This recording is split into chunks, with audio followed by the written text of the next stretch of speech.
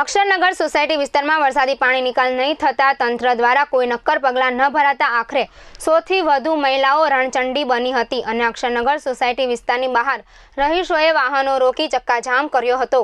વિરમગામ શહેરમાં છેલ્લા ઘણા સમયથી વરસાદી વાતાવરણ વચ્ચે નીચાણવાળા વિસ્તારોમાં વરસાદી પાણી ભરાયા છે, જેને લઈને લોકોમાં તંત્ર સામે ભારે રોષ ફેલાયો હતો। વિરમગામ માંડલ રોડ પર આવેલ અક્ષરનગર સોસાયટી વિસ્તારમાં વરસાદી પાણી ભરાયા છે, જેને લઈને સ્થાનિકોએ અવારનવાર તંત્રને રજૂઆત કરી હોવા છતાં કોઈ નક્કર પગલાં ન ભરાતા આખરે વિરમગામ માંડલ રોડ પર અક્ષરનગર સોસાયટી વિસ્તારમાં 100 થી વધુ સ્થાનિકોએ અક્ષરનગર સોસાયટી બહાર રસ્તા રોકી ચક્કાજામ કર્યો હતો, જેને લીધે ટ્રાફિક જામના દ્રશ્યો સર્જાયા હતા અને બીજી બાજુ રહીશોએ રામધૂન કરી ધરણા પર બેસી ગયા હતા।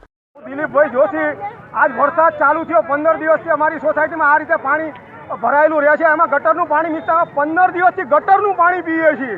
અમારા પ્રાંત સાહેબને મેં લેખિત આપ્યું, પ્રમુખ સાહેબને આપ્યું, છતાં આજ સુધી આવી અને થોડું થૂક અડાડી જતા રહે છે અને નક્કર કામ કોઈ કરતા નથી। હા, એટલે અમે આ ગાંધી સીધા માર્ગે અમે કામ કરી રહ્યા છીએ, બરોબર।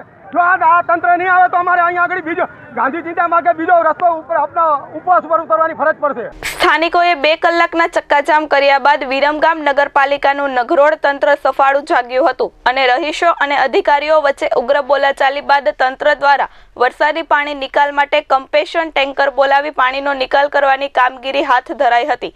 Piyush Gajjar, S24 news, Viramgam.